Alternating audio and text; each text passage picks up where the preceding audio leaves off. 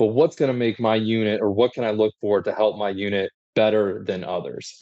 What is going to better help protect your investment, right? So there's a lot of factors down here that you have to look at.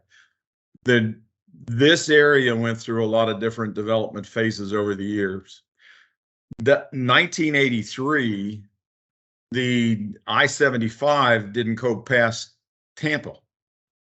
That I-75 was not built until after 1983 from Tampa all the way to Miami across Alligator Alley. So this area didn't develop much over those years. I mean, downtown Fort Myers used to be cattle stockyards when the two Henry Ford and he had his winter home down here, and Edison, Thomas Edison, and those two were together with their. I mean, we're going back into the 20s, right? 100 years ago. They had state-of-the-art homes, generators and stuff, and air conditioning wasn't invented until 1948. So people just couldn't stand it down here, and there wasn't a market.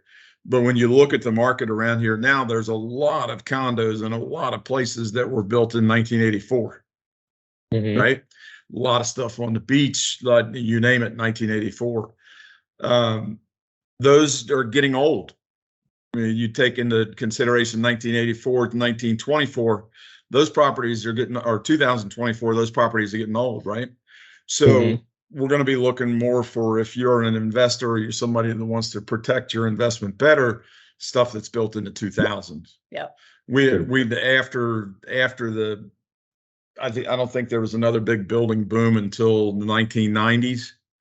And that's when you look at your big developments in Bonita and Estero, like Bonita Bay, Pelican Landing, you'll find a lot of those places are going to be older. So that's a different cycle. Then there was a big run up in the market back until 1999, and then it cooled off a little bit. And then we had the crash of 2008. So really nothing was built for a while after 2005, and the crash started in 2006. And most of your stuff in Estero and Bonita on the newer stuff closer to the expressway was built into 2000s.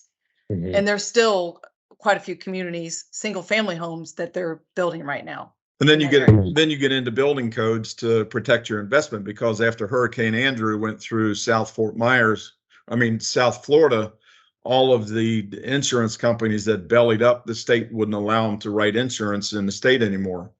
That was your big ones like Allstate. Allstate can write insurance, but they can't write their own anymore. They're more of a brokerage. I think State Farm got put out in that same thing because they couldn't satisfy all the damages that happened in Hurricane Andrew. Now, after Hurricane Andrew, then a couple hurricanes after that, they changed the building codes to where the building codes, they now call it the Miami-Dade standard, which is from Miami-Dade County. So everything has to be built at 185 mile an hour plus wind speeds. And all builders have to have their shutters. They have to provide shutters. Anything from 2002 under, they weren't required to supply with shutters. Those codes changed March 1st, 2002. Yeah. Everything after 2002 has to be built to the Miami hurricane standard. And that comes from the ground up. The steel that's in the walls, the infill that's in the concrete walls, to how the roof is put on, to the header that runs across, the concrete poured header that runs across the top of the block that has the straps in it, that has a minimum of 2 straps and 3 nails in it for your trusses. It's crazy how those codes have changed. So how to protect your investment?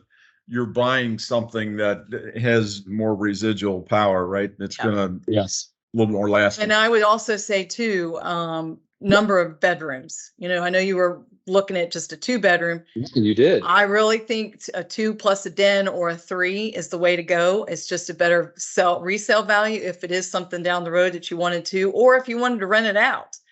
Right. That other den makes a big difference on someone being able to put a futon bed in there and they've got room for another family. Because that's the question you got to ask yourself when they always come down. Oh, I want a condo. I just want a 2-bedroom. Well, that's great. How much are you going to be coming down here? Are you going to be coming down here 3, 4, 5 months during season?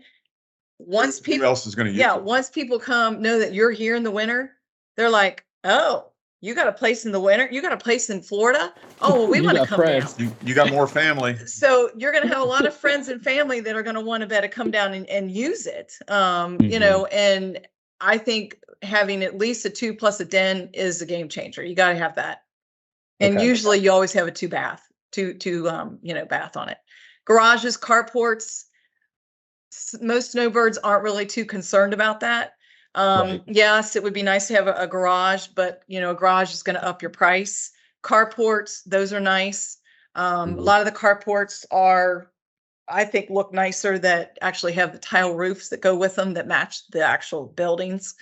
Right. So it's to each its own if you want that or not. Mhm. You're only here in the winter, so it's not like you don't have the Right. intense heat for the Yes. summer to have to protect your car. And when you talk to people and you interview people, right? We're close to 70% of the people that buy here are cash now. And a lot of this is a second home market, and it's important on what you want to do with it. If it's a single family home and you want to rent it out, you're not going to want to be in Central Cape because it's going to take an hour to get to the beach and you won't have enough rentals, right? If you're in a condo situation or you're in a townhome situation, you're in, let's say, a HOA situation, you're limited on the amount of rentals that you can do for an investment purpose. Most places are 3 months 30-day and minimum. 30-day minimum lease. The only place that you're going to maybe be able to do weekly rentals is on the beach, and we've got nothing for at least a year and a half until they get cleaned up from Ian for that, much less being able to buy one down there and do something with it. So is it a place you're going to use? How much are you going to use it? Do you need to lease it out to offset some of the carrying costs?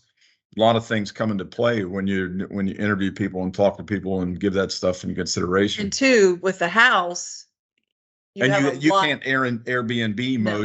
most condos or places like that because they don't allow it. Yeah, they don't allow it. Airbnbs on a condo, you can't do it. The only place really you can Airbnb is like over in the Cape. It's a single family home that has no deed restrictions. Non-gated community. Non-gated communities. On a condo, your HOA is going to cover all your maintenance. Sometimes you got cable and internet provided. Water can be provided. If you're only going to be here, a week, 2 weeks throughout the year, and other people are going to use it, it would be nice just to be able to say, okay, lock it, turn the lights off, turn the air conditioning on this degree, and you're gone.